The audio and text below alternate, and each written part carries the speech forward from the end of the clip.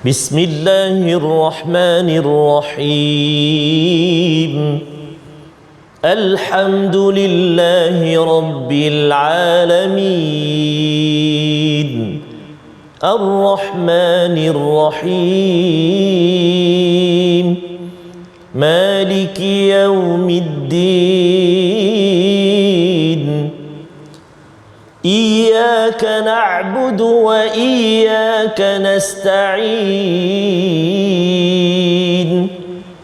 اهدنا الصراط المستقيم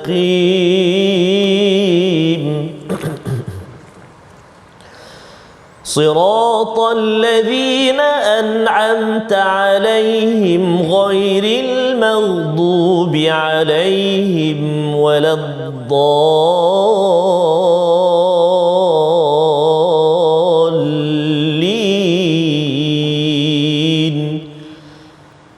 آمين صدق الله العظيم.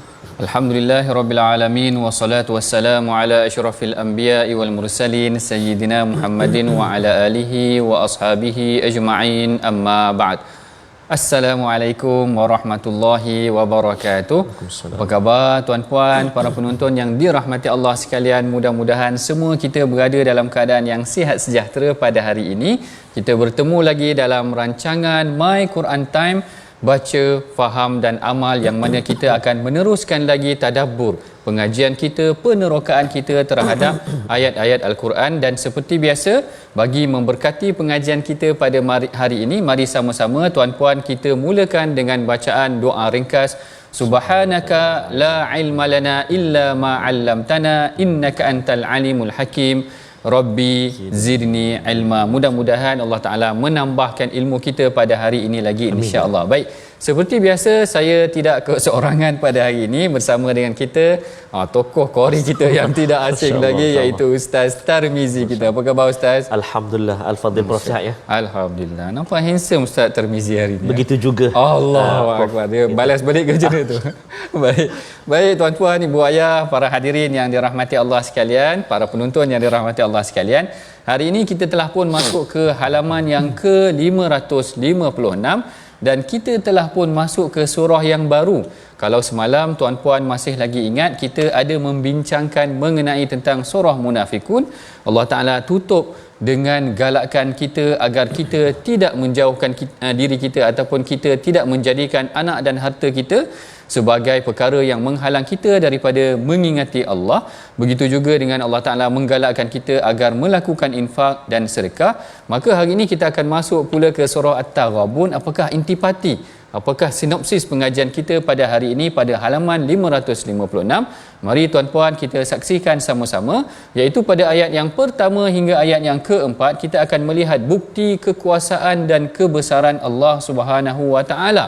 Manakala ayat yang kelima hingga ayat yang ketujuh kita akan memikirkan mengenai tentang keingkaran orang musyrik terhadap uluhiyah, ketuhanan Allah Ta'ala, dan kenabian dan tentang hari kebangkitan. Manakala ayat yang ke-8 hingga ayat yang ke-9 kita akan melihat tentang tuntutan untuk beriman dan dihisap amalan masing-masing di hari perhimpunan nanti. Masya-Allah. Maknanya kat sini ada 3 topik ataupun 3 tema perbincangan. Pertama, kita akan melihat kebesaran Allah, yang mana Allah Ta'ala selalu mengingatkan kepada kita tentang memerhatikan kebesaran Allah. Yang kedua pula, kita akan melihat mengenai tentang orang-orang kafir yang mengingkari Allah Ta'ala. Dan yang ketiga, Allah Ta'ala meminta kita agar beriman dan mempersiapkan diri mengenai tentang apa yang akan berlaku pada hari kiamat nanti. Bagi memulakan pengajian kita, seperti biasa kita akan membacakan bersama-sama. Baca bersama-sama ni maknanya bukan Ustaz Tar seorang yang baca lah. Maknanya tuan-puan kalau ada Quran kat rumah boleh bacakan sekali. Bermula ayat yang pertama hingga ayat yang ke-6 yang dipimpin oleh qari terkemuka kita, Ustaz Tarmizi. Silakan Ustaz. Astagfirullah. Al-Fadhil yang bahagia Prof Dr. Ahmad Sanusi, jazakumullah khairan. Terima kasih Prof. Assalamualaikum warahmatullahi wabarakatuh. Tuan-tuan dan puan-puan, ibu-ibu, ayah-ayah, sahabat-sahabat Al-Quran yang dikasihi dan dirahmati Allah Subhanahu wa Ta'ala. Apa khabar pada hari ini? Moga-moga terus bersemangat untuk juzuk-juzuk yang terakhir dalam pertemuan kita menerusi My Quran Time musim pertama ni. Musim pertama. Mudah-mudahan amin. Ada musim-musim berikutnya insya-Allah taala. Dan ada sebenarnya Al-Fadhil Prof, ada beberapa sahabat-sahabat di ruangan Facebook yang berkongsikan pantun. Masya-Allah. Saya tertarik untuk bacakan satu ni, boleh Boleh. Surah Al-Fatihah sudah dibaca. Tanda rancangan kini bermula. Semakin hari terasa hiba. Masya-Allah. Moga Quran Time terus dijiwa.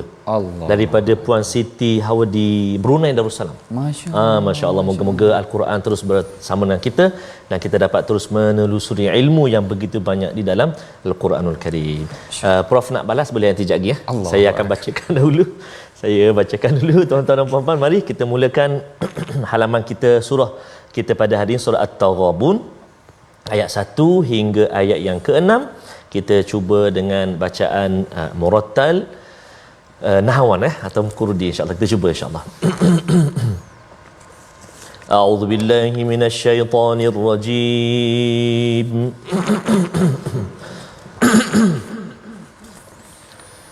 Bismillahirrahmanirrahim.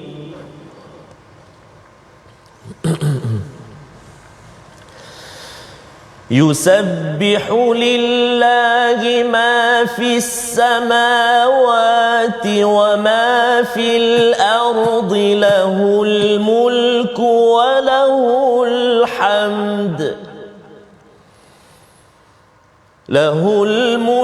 وله الحمد وهو على كل شيء قدير.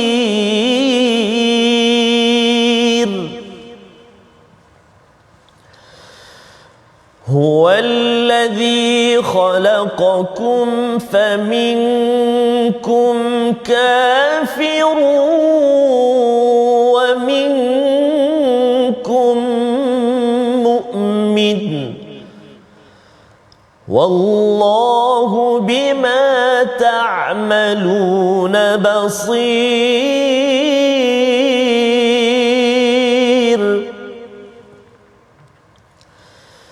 خلق السماوات والأرض بالحق وصوركم فأحسن صوركم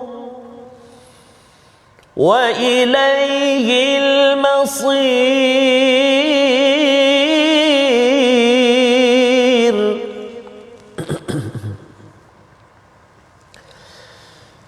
يعلم ما في السماوات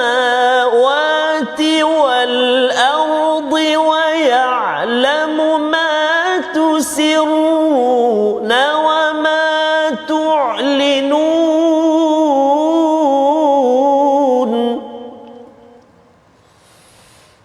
والله عليم بذات الصدور.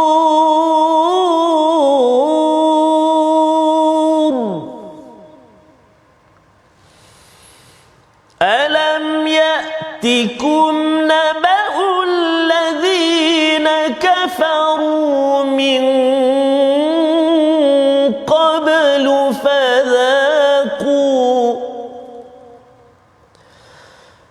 فذاقوا وبال أمرهم ولهم عذاب أليم.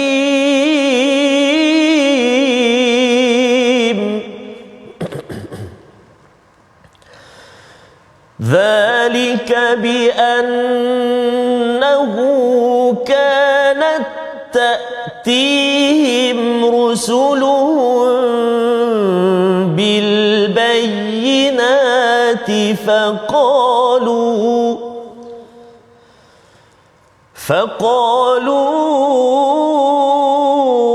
أبشر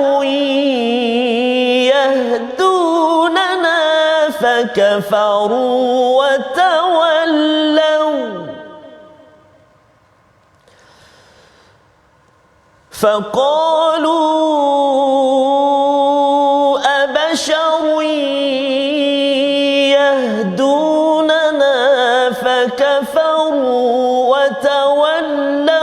واستغنى الله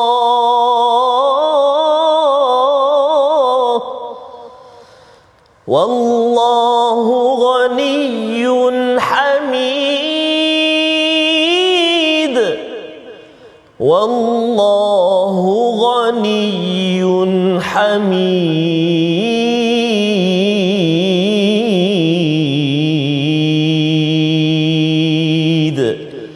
Sadaqallahul azim.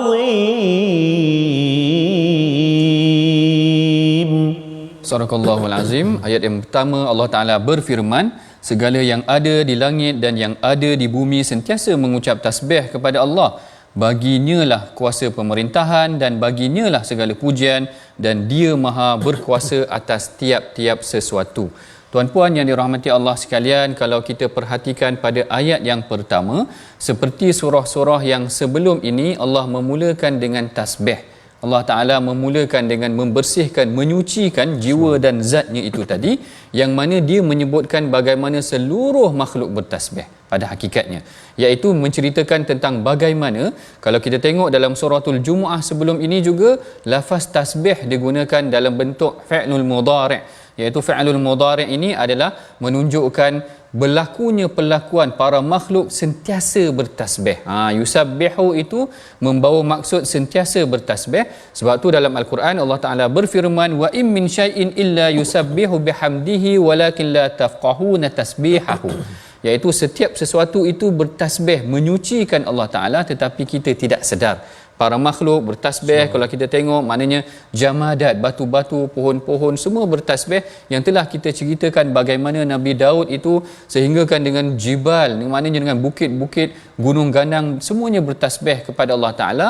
Lafaz fi'al mudhari' ini menunjukkan tentang lafaz ianya berlaku secara konsisten. Sedangkan lafaz dalam surah yang sebelumnya, surah Saf dan surah Al-Hadid, dia menunjukkan sabbahalillah. Bila sabbahalillah, ada fi'al madhi di situ menunjukkan Allah Ta'ala ni telah suci, disucikan zatnya sebelum lagi ada kejadian apa-apa kejadian makhluk tersebut. Dan sebelum kita masuk kepada perbincangan mengenai tentang tasbih ini, perlu juga kita berikan penghayatan dalam jiwa kita.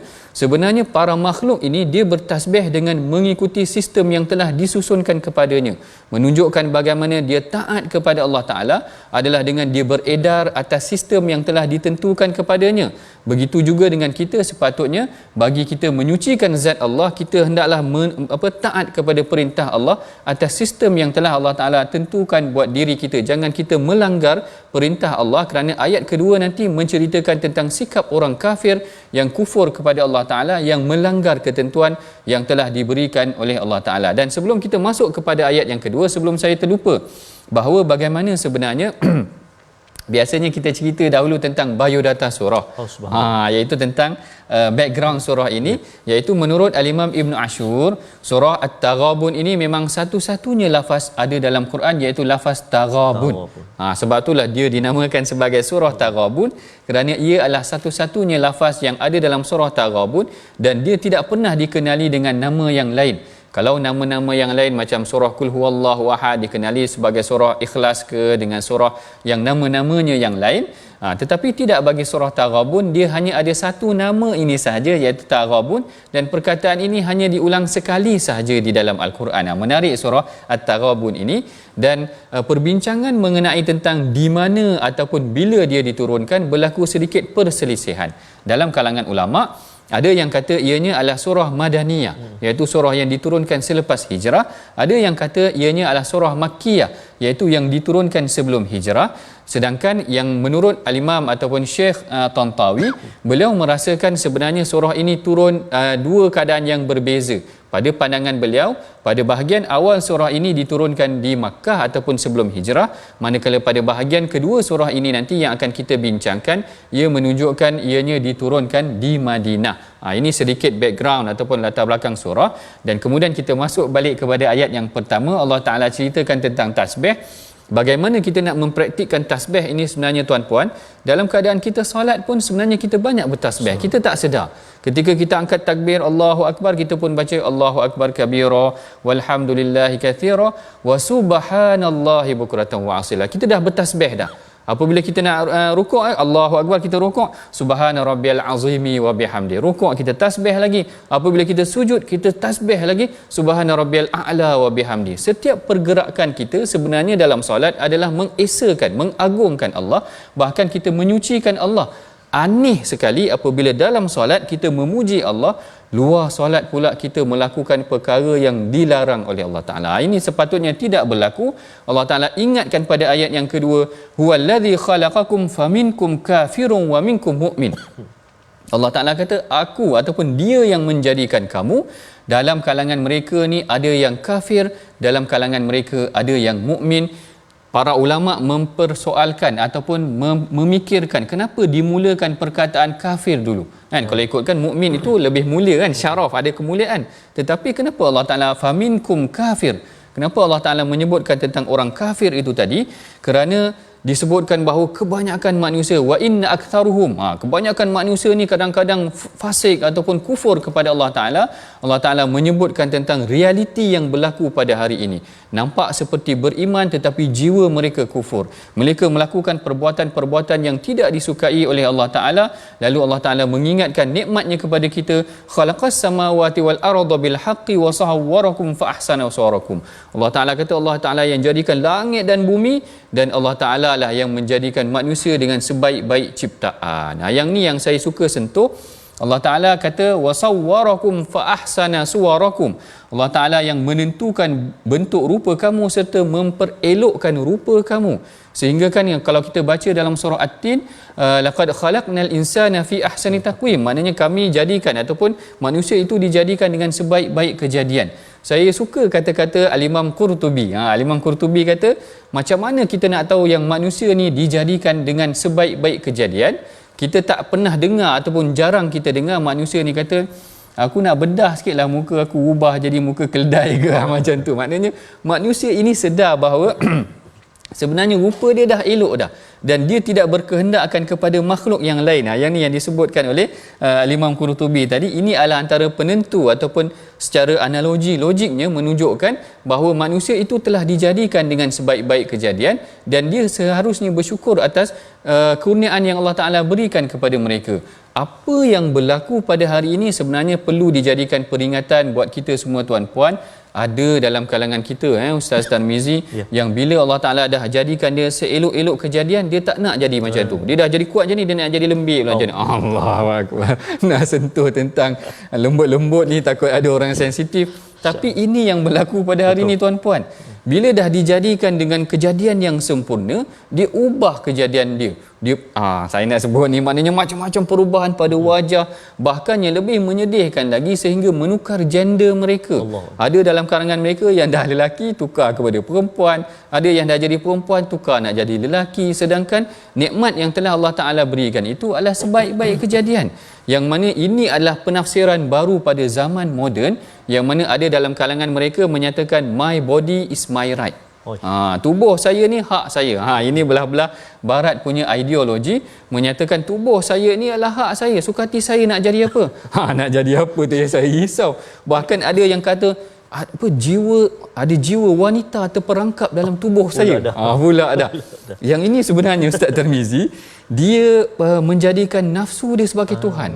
Bila dia merasakan dia nak jadi perempuan, dia jadi perempuan. Saya teringat 2019-2020 dulu ada orang putih yang nak jadi anjing pun ada, papi kan, dia nak jadi haiwan. Ini adalah pemikiran yang pelik-pelik yang berlaku pada hari ini.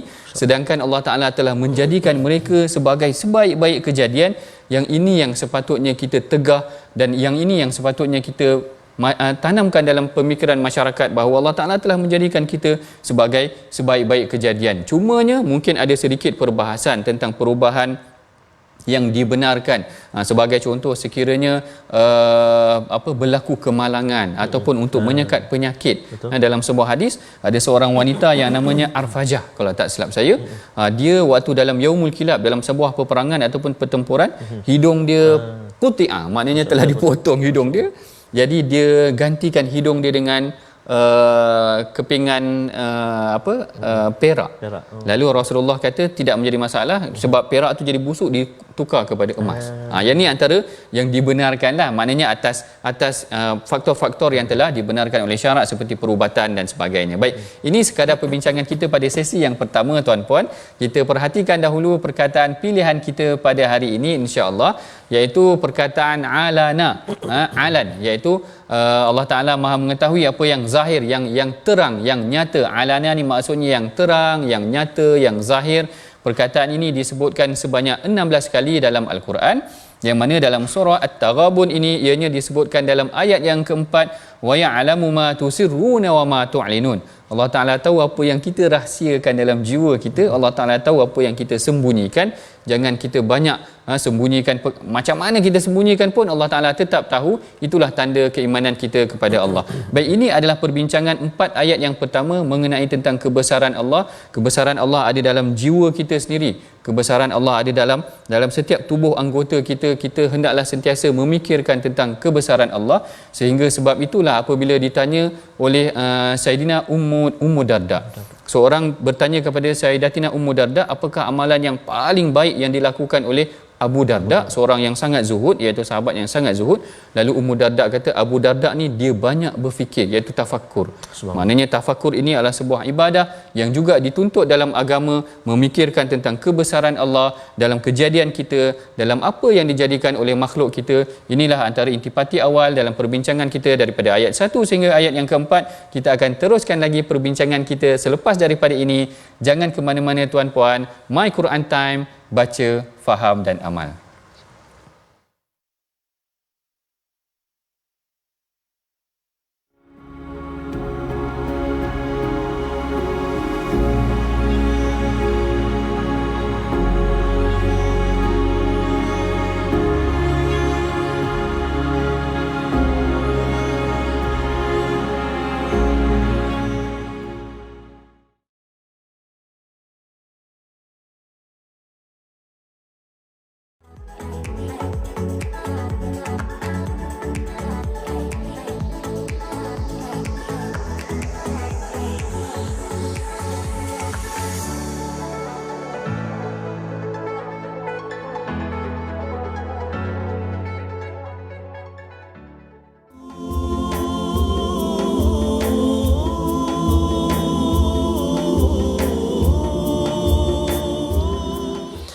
Dan seperti mana yang kita belajar tadi, kita dengar, kita sama-sama ikuti kupasan Al-Fadil Prof bercerita tentang bertasbih, yusabbihu lillahi ma fis samawati wa ma fil ard.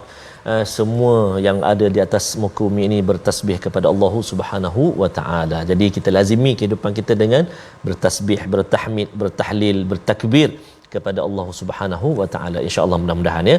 Sebelum kita meneruskan kupasan tadabbur dan bacaan ayat yang berikutnya, kita nak singgah seketika di ruangan tajwid kita. Apakah yang disediakan pada hari ini? Iaitulah menyempurnakan hukum idgham dalam ayat ini, iaitu ayat yang ke-6. Jom kita perhatikan ayat yang ke-6. A'udzubillahi minasyaitonirrajim. ذلك بأنه كانت تأتيهم رسلهم بالبينات صدق الله العظيم إلى آخر ayat. Kalimah fokus kita iaitulah pada kalimah kanat ta'tihim. Ada 2 huruf ta yang bertemu dekat situ. Kanat ta'tihim. Ta yang pertama tak berbaris, ta yang kedua berbaris. Jadi masukkan bunyi ta itu jadi satu-satu ta aja. Jangan baca kanat tak ada bunyi ta, tak ada. Dia terus masuk kepada ta yang kedua. Kanat ta'tihim. Kanat ta'tihim. Tapi ini contoh saya tunjuk tu dengan gerak lambatlah. Kanat ta'tihim.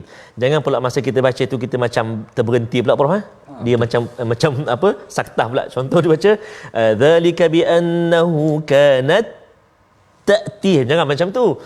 Teruslah bacaan. Semuanya masukkan ta yang pertama tu ke dalam ta yang kedua. Sama sifat, sama makhraj. Nama dia jemput tuan-tuan dan puan-puan, ibu-ibu dan ayah-ayah sekalian untuk berkongsikan apakah nama dia, mutajanisain ke, kan, mutamathilain ke, mutaqaribain ke, banyak jadi kongsikan jawapan dekat sini ya. Clue dia makhraj sama, sifat sama. Masukkan huruf yang pertama ke dalam huruf yang kedua yang berbaris.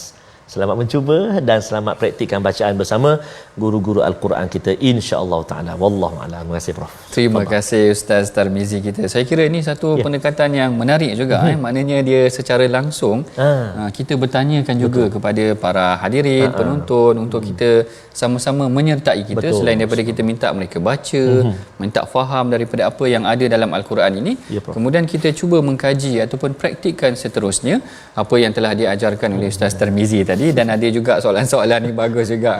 Okey, baik. Kita akan masuk pada perbincangan yang seterusnya. Minta maaf, perbincangan seterusnya. Kalau tadi kita dah tengok kepada 4 ayat yang pertama mengenai tentang kebesaran Allah. Allah Ta'ala ingatkan kita, dia telah jadikan seluruh makhluk dan dijadikan sebaik-baik kejadian tu adalah manusia. Kemudian Allah Ta'ala kembali kepada mengingatkan sikap manusia. Sikap manusia ini ada disebutkan dalam ayat yang kelima dan ayat yang keenam mengenai tentang mereka yang kufur kepada Allah Ta'ala dan mereka mempunyai ciri-ciri yang tertentu. Apakah ciri-ciri yang menyebabkan ataupun ciri-ciri orang yang kufur kepada Allah Ta'ala ini? Kita akan bincangkan selepas daripada ini. Kita sama-sama dahulu bacakan ayat Al-Quran bermula daripada ayat yang ke-7 hingga ayat yang ke-9, insya-Allah. Silakan. Terima kasih kepada Prof. Subhanallah, tuan-tuan dan puan-puan, ibu-ibu, ayah-ayah, sahabat-sahabat Al-Quran yang dikasihi dan rahmat Allah Subhanahu wa taala. Kita nak menyambung ayat yang berikutnya, ayat yang ke-7, ayat ke-8, ayat ke-9. Tadi kita dah baca dengan nahwan ataupun kurdi. Yang kedua ini kita nak cuba baca dengan bacaan murattal Hijaz. Hijaz, insya-Allah. Mudah-mudahan dapat kita baca sama-sama, insya-Allah. Jom kita gemakan. A'udzubillahi minasyaitonirrajim.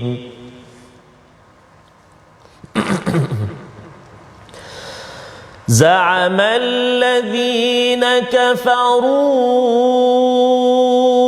أن لن يبعثوا قل بلى وربي لتبعثن ثم لتنبئن بما عملتم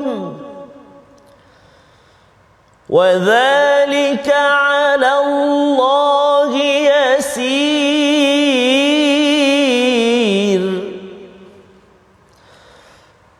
فآمنوا بالله ورسوله والنور الذي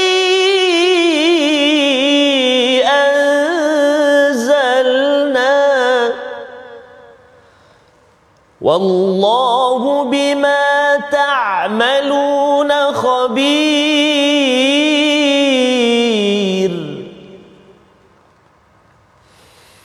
يوم يجمعكم ليوم الجمع ذلك يوم التغابن ومن يؤمن بالله ويعمل صالحا يكفر عنه سيئاته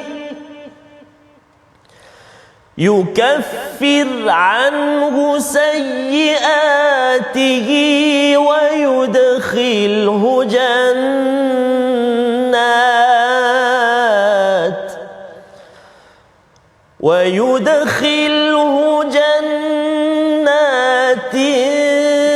تجري من تحتها الأنهار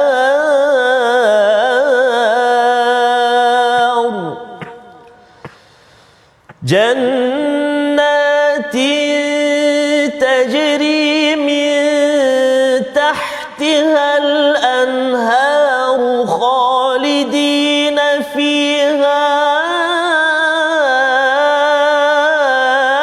أبدا ذلك ذلك الفوز العظيم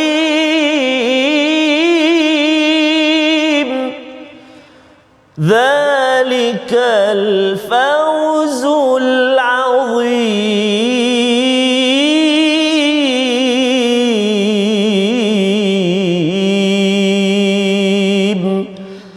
صدق الله العظيم.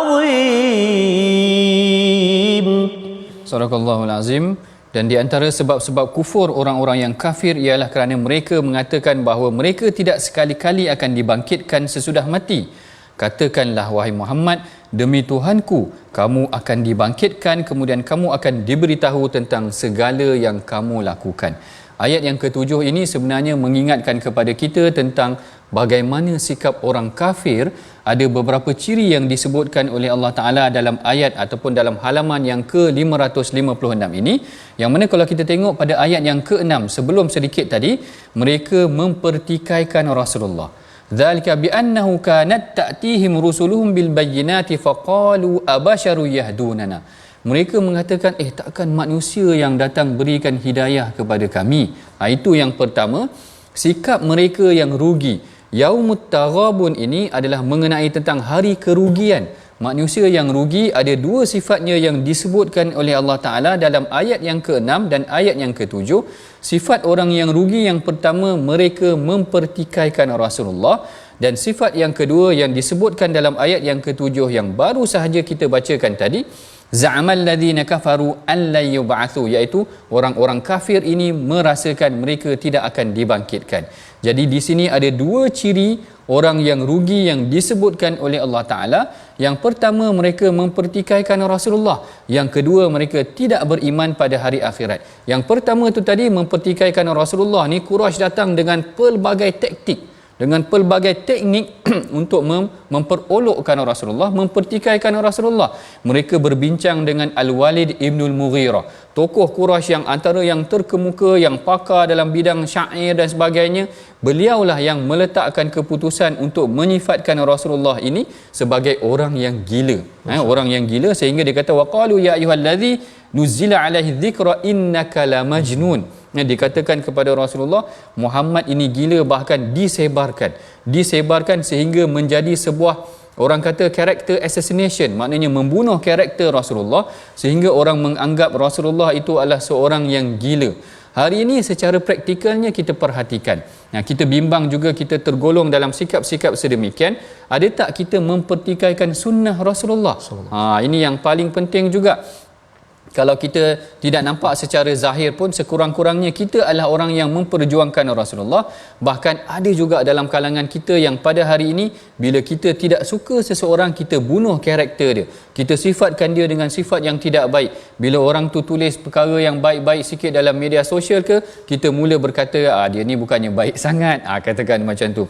Kita berikan komentar-komentar yang tidak baik. Sebenarnya kita menjatuhkan sikap atau kita menjatuhkan imej dia, sehingga menyebabkan dia nak buat baik pun tersekat. Sedangkan perkara ni kita tengok perkara yang telah dilalui oleh para nabi yang terdahulu. Apabila datang seorang yang mengajarkan kebaikan, sepatutnya kita berikan sokongan kepada mereka, bukan kita menjatuhkan mereka. Kadang-kadang ada dalam sikap masyarakat kita, kita memperlekehkan orang-orang yang mengajak kebaikan. Orang kata, mehlah kita dengar Al-Quran, baca Al-Quran di masjid dan sebagainya. Kita kata, tak payahlah, dia tu pun bukan baik sangat. Katakan macam tu. Kita sendiri yang bersikap reaktif, atau kita react macam tu kepada mereka. Ini tidaklah kita nak katakan kufur kepada Rasul, tetapi kita mengambil pengajaran atas apa yang dilakukan oleh puak musyrikin itu tadi kepada Rasulullah, kerana mereka mempertikaikan Rasulullah. Mereka menyatakan abasyaru yahdunana wa kafaru wa tawallau. Apakah manusia yang nak ingatkan kepada kami? Bahkan mereka mempertikaikan, kenapa Allah tak lantik orang-orang yang lebih hebat daripada Muhammad? Mereka mempertikaikan sedemikian. Sedangkan hikmah diutuskan Rasul ini di kalangan manusia, bilisan qaumihi, di kalangan manusia, adalah kerana manusia akan kenal manusia yang lain. Manusia tahu tabiat manusia, habit dia, dia tahu nature manusia itu sendiri. Kalau dihantarkan malaikat, malaikat makan pun tak, minum pun tak. Jadi bagaimana dia nak tahu, ataupun inilah hikmah bagaimana Allah Ta'ala mengutuskan Rasul itu dalam kalangan manusia juga, tetapi orang-orang kafir ini engkar, mereka menolak Rasulullah dengan pelbagai rancangan. Mereka bukan sahaja memburukkan Rasulullah, bahkan mereka memperolok-olokkan Al-Quran. Mereka mendatangkan hiburan-hiburan yang ini yang dilakukan oleh An-Nadhr bin Al-Harith, seorang tokoh Quraisy yang disebutkan dalam Rahiq Makhtum, yang mana apabila Rasulullah membacakan Al-Quran, lalu dia membacakan kisah-kisah daripada Parsi, dia mengambil orang-orang ataupun membeli hamba-hamba perempuan yang pandai mengaturkan, mengalunkan suara sehingga mereka terpedaya ataupun terpesona dengan alunan-alunan sedemikian, akhirnya mereka lari daripada Al-Quran. Hari ini pun kita bimbang kadang-kadang ada, bila kita ajak mengaji Al-Quran, kita teragak-agak, ini ada rancangan ni ada rancangan ni, nak tengok yang mana satu. Kita bimbang. Perkara-perkara ini menyebabkan kita jauh daripada Al-Quran. Ini sikap yang kita belajar daripada sikap orang-orang kafir yang menolak Rasulullah. Mereka memburukkan Rasulullah, bahkan mereka mengelirukan orang-orang yang ingin mendengar Al-Quran itu dengan hiburan-hiburan ataupun dengan perkara-perkara yang menyebabkan mereka lalai daripada Al-Quran. Kemudian disebutkan juga di sini sikap yang kedua yang disebutkan mengenai tentang orang yang memusuhi ataupun orang yang kufur ataupun orang yang rugi pada hari kiamat adalah orang yang tidak beriman kepada hari akhirat. Kalau kita tengok pada awal Al-Quran ini, maknanya pada surah Al-Baqarah, iaitu daripada ayat yang awal lagi, Allah Ta'ala telah menceritakan tentang beriman dengan perkara yang gaib dan juga dengan beriman pada hari kiamat. Bahkan beriman pada hari kiamat ini banyak sangat disertakan dalam banyak ayat, menunjukkan tentang kepentingan yang disebutkan mengenai tentang mengapa manusia itu akan dibangkitkan, kerana akan dipersembahkan kepada Allah Ta'ala dan diberikan keadilan kepada manusia. Hari ini dalam muka bumi, hari ini dalam dunia hari ini, banyak kezaliman berlaku, Ustaz-Ustaz. Macam mana kadang-kadang kita tak sempat nak membalas kezaliman orang, ataupun kita tak mendapat hak kita. Betul. Kadang-kadang kita dizalimi. Akhirnya Allah Ta'ala datangkan, himpunkan manusia pada hari kiamat. Mudah-mudahan pada hari kiamat ini nanti Allah Ta'ala akan mengembalikan, memberikan keadilan, menunjukkan apa yang telah kita lakukan kepada manusia dan apa yang telah kita zalimi, supaya kita boleh diberikan keadilan terhadap semua manusia tersebut. Inilah dia dua sikap yang Allah Ta'ala persembahkan daripada sikap orang-orang kafir. Yang pertamanya mereka mempertikaikan Rasulullah, yang keduanya mereka tidak beriman pada hari akhirat. Mempertikaikan Rasulullah ni saya nak sebut jugalah, ada juga dalam kalangan kita ni kadang-kadang bukan saja mempertikaikan Rasulullah, bahkan dia anti hadis. Dia tidak suka kat hadis, bahkan dia kata memadai kami dengan Al-Quran sahaja, sedangkan Rasulullah itu adalah uswah, iaitu petunjuk yang akan mempraktikkan. Yang Sayyidatina Aisyah kata akhlak Rasulullah adalah Quran. Maknanya Rasulullah itu adalah petunjuk yang sepatutnya kita ambil pelajaran daripada dia. Dialah yang akan mempersembahkan apa yang telah diturunkan oleh Allah kepada manusia. Dan apabila Allah Ta'ala menyebutkan tentang dua sikap yang tidak elok ini, Allah Ta'ala memberikan dua solusi. Apakah kalau kita berhadapan dengan orang yang kufur? Allah Ta'ala ingatkan kita jangan jadi kufur kepada Rasul, jangan kita melawan Rasul, dan jangan kita tidak beriman kepada hari kiamat. Apa persembahan ataupun apa solusi yang Allah Ta'ala persembahkan dalam ayat yang seterusnya? Maka ayat yang ke-8 Allah Ta'ala kata fa'aminu billahi wa rasulihi wan nuril ladzi anzalna. Yang pertama, solusi yang pertama yang Allah Ta'ala minta kita lakukan, tuntut kita lakukan adalah beriman kepada Allah dan Rasul dan mengikuti Al-Quran. Dalam ayat ini Allah Ta'ala sebut wan nuril ladzi anzalna, iaitu nur ini adalah maksudnya cahaya, tetapi yang ditafsirkan oleh seluruh ataupun kebanyakan ulama, wan nuril ladzi anzalna yang dimaksudkan di sini adalah Al-Quran itu sendiri. Bahkan Allah Ta'ala menyifatkan Al-Quran ini sebagai cahaya yang membimbing kita. Apabila Allah Ta'ala menyebutkan yang Al-Quran ini cahaya, tuan-puan, kita sendiri sebenarnya kena merasainya dan kita sendiri sebenarnya kena mempraktikkannya. Apabila kita berada dalam keadaan kegelapan, kerisauan, kemurungan, kesedihan dan sebagainya, jadikan Al-Quran sebagai cahaya hidup kita. Bila kita berada dalam keadaan sedih, jadikan Al-Quran ini sebagai petunjuk buat hidup kita, kita baca Al-Quran. Maknanya kita cari petunjuk di dalam Al-Quran. Kita merasakan hidup kita tidak ada petunjuk, maka jadikan Al-Quran sebagai pembimbing kita. Allah Ta'ala menyifatkan Al-Quran ini sebagai cahaya yang akan membimbing jiwa kita, dan kita dah tengok berapa ramai orang-orang yang sebelum ini tidak beriman ada dalam kalangan kita, yang sekeliling kita. Bahkan ada juga yang kita jemput, Ustaz Tarmizi, yang datang, mereka menceritakan, para muallaf, saudara-saudara kita yang menceritakan tentang bagaimana apabila dengar Al-Quran mereka rasa seronok. Ini datang hadirnya kerana mereka, jiwa mereka bersedia untuk menerima Al-Quran. Kadang-kadang kita ni join sahaja baca Al-Quran, tetapi jiwa kita kadang-kadang tak terbuka ataupun tak bersedia untuk menerima Al-Quran. Tak boleh juga. Maknanya kita kena tekad untuk menjadikan Al-Quran ni sebagai petunjuk dan panduan buat diri kita. Ini pertama perkara yang diperingatkan oleh Allah Ta'ala, dan inilah yang diajarkan oleh Rasulullah kepada para sahabat. Jadikan Al-Quran itu sebagai petunjuk. Para sahabat tidak lekang daripada harian mereka membaca Al-Quran. Sekurang-kurangnya mereka berusaha untuk membaca sehari Al-Quran, menjadikan mereka sebagai cahaya dalam kehidupan mereka, membimbing mereka untuk menuju ke jalan yang benar. Manakala perkara yang kedua, kalau pertama tadi Allah Ta'ala kata fa'aminu billahi wa rasulihi wan nuril ladzi anzalna, beriman kepada Allah dan Rasul dan ikut Al-Quran yang telah kami turunkan. Yang kedua Allah Ta'ala kata wa man yu'min billah wa ya'mal salihan yukaffir anhu sayyi'atih. Tengok, bila mana Allah Ta'ala sebutkan tentang beriman kepada hari akhirat, kemudian Allah Ta'ala menceritakan supaya ikutlah petunjuk Al-Quran, maka Allah Ta'ala ingatkan juga wa man yu'min billah, siapa yang beriman kepada Allah Ta'ala wa ya'mal salihan, maknanya kena lakukan amal soleh juga. Jangan sekadar kita duduk baca dan sebagainya, tetapi amalan tu tak datang pula. Maknanya sebab tu kita katakan dalam tema kita My Quran Time ni, baca, faham, amal lah. Maknanya kena amal lah apa yang telah diajarkan dalam Al-Quran. Bila diminta untuk supaya banyakkan bertasbih, kita banyakkan bertasbih pada pagi hari. Subhanallah bihamdihi subhanallahil azim. Maknanya kalau kita diminta untuk ikut petunjuk Rasulullah, kita ikut petunjuk Rasulullah, bukan mempertikaikan petunjuk Rasulullah, bahkan bukan mempertikaikan Al-Quran. Ini tuan-puan, kadang-kadang ada juga dalam kalangan kita yang kata apa yang telah diturunkan dalam Quran ni saya kira macam dah terkebelakang lah. Ada yang kata begitu pula. Ada yang kata dah tak mengikuti arus zaman lah. Saya kira ini adalah satu dakwaan yang tidak tepat. Petunjuk yang diberikan oleh Allah Ta'ala dalam Al-Quran adalah sesuai pada setiap zaman. Bukan sekadar Allah Ta'ala mengingatkan kita agar mengikuti Al-Quran, tetapi mengamalkannya. Bab amal ni mungkin agak payah sikit, tetapi sekurang-kurangnya kita berusaha. Allah Ta'ala kata yauma yajma'ukum liyaumil jam'i dzalika yaumut taghabun.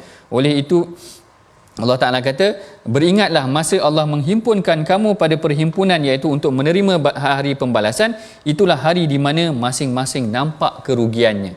Perkataan taghabun ini yang dihuraikan oleh Syekh Tantawi, taghabun ini adalah khusran, kerugian. Maksudnya adalah kerugian. Hari kiamat nanti, itulah antara hikmah dibangkitkan semula manusia. Kita nampak kerugian apa yang telah kita lakukan di muka bumi ini.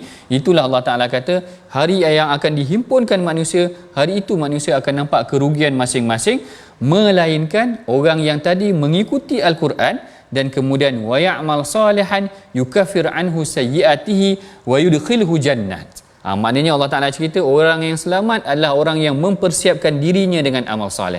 Maknanya tuan-puan, hari ini kita dah kena prepare dah untuk mempersiapkan diri kita. Maka kita hendaklah mempersiapkan dengan amalan-amalan diri kita. Dan bagi kita nak memulakan ataupun tak untuk kita menguatkan lagi keyakinan kita terhadap Al-Quran, kita sama-sama tuan-puan bacakan semula ayat yang ke-7 daripada surah At-Taghabun ini, insya-Allah. Baik, terima kasih kepada Prof.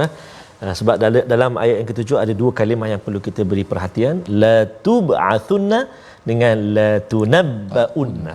Dua kalimah ataupun sifat yang orang kafir yang perlu kita jauhi. Jom kita baca sekali lagi insya-Allah. A'udzubillahi minasyaitonirrajim. Za'amal ladzina kafaru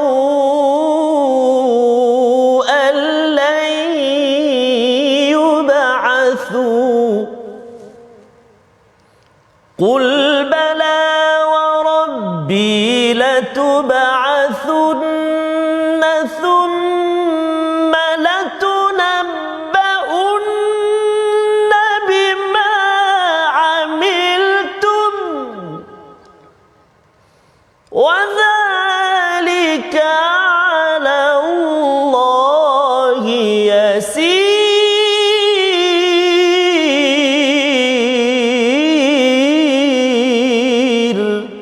Sadaqallahul azim. Sadaqallahul azim. Perhatikan tuan-puan, ayat yang ketujuh, Allah Ta'ala mengingatkan kita tentang kita akan dibangkitkan dan segala setiap yang kita lakukan akan dipersembahkan. Allahu Akbar. Kalau kita banyak lakukan perkara yang tidak baik, Allah Ta'ala akan tunjuk malu kita tuan-puan. Ini adalah ayat yang paling kuat yang untuk kita ingatkan. Mari sama-sama tuan-puan kita masuk kepada resolusi. Apakah yang boleh kita lakukan daripada pengajian kita pada hari ini? Yang pertama, kita hendaklah bersyukur dengan kelebihan dan kekurangan diri kerana ciptaan Tuhan itu adalah indah. Yang kedua, sentiasa ingat adanya kehidupan selepas mati dan bergantung harap kepada Allah. Dan yang ketiga, kita bersiap sedia pada hari perhimpunan dengan bekalan amal soleh. Jadi kita telah pun hampir sampai ke penghujung rancangan. Bagi memberkati hari ini, kita tutup dengan bacaan doa oleh Ustaz Tirmizi. Terima kasih kepada Prof. A'udzubillahi minasyaitonirrajim. Bismillahirrahmanirrahim. Alhamdulillahi rabbil alamin. Wassalatu wassalamu ala rasulillahil amin. Sayyidina Muhammadin wa ala alihi wa sahbihi ajma'in. Ya Allah, ya Tuhan kami, ampunilah dosa-dosa kami ya Allah. Ampunilah dosa mak ayah kami, mak ayah mertua kami, muslimin dan muslimat. Birahmatika ya arhamar rahimin. Ya Allah wa ya Rahman wa ya Rahim. Jadikanlah Al-Quran senantiasa bertakhta di hati kami, menjadi petunjuk jalan buat kami, cahaya ya Allah menuju kepadamu ya arhamar rahimin. Bi barakatil Quranil azim. Wa sallallahu ala sayyidina Muhammad wa ala alihi wa sahbihi wa baraka wa sallam. Walhamdulillahi rabbil alamin. Taqabbalallahu minkum minna minkum taqabbal ya karim. Alhamdulillah. Moga-moga doa kita diterima Allah Subhanahu Wa Taala, dan jom kita terus aktifkan akaun kita, akaun wakaf kita, infak kita dalam wakaf dan tabung gerakan Al-Quran untuk kita terus melahirkan generasi Al-Quran, membawa masyarakat untuk bersama dengan Al-Quran, membaca, memahami dan mengamalkan isi kandung Al-Quran. Amin ya rabbal alamin. Jemput untuk saksikan ulangan pada malam ini dan juga pada besok pagi, dan insya-Allah besok kita akan meneruskan halaman berikutnya surah At-Taghabun. Jadi pastikan temu janji anda dengan My Quran Time. Baca, faham dan amal. Terima kasih Prof. Yes. Assalamualaikum warahmatullahi wabarakatuh.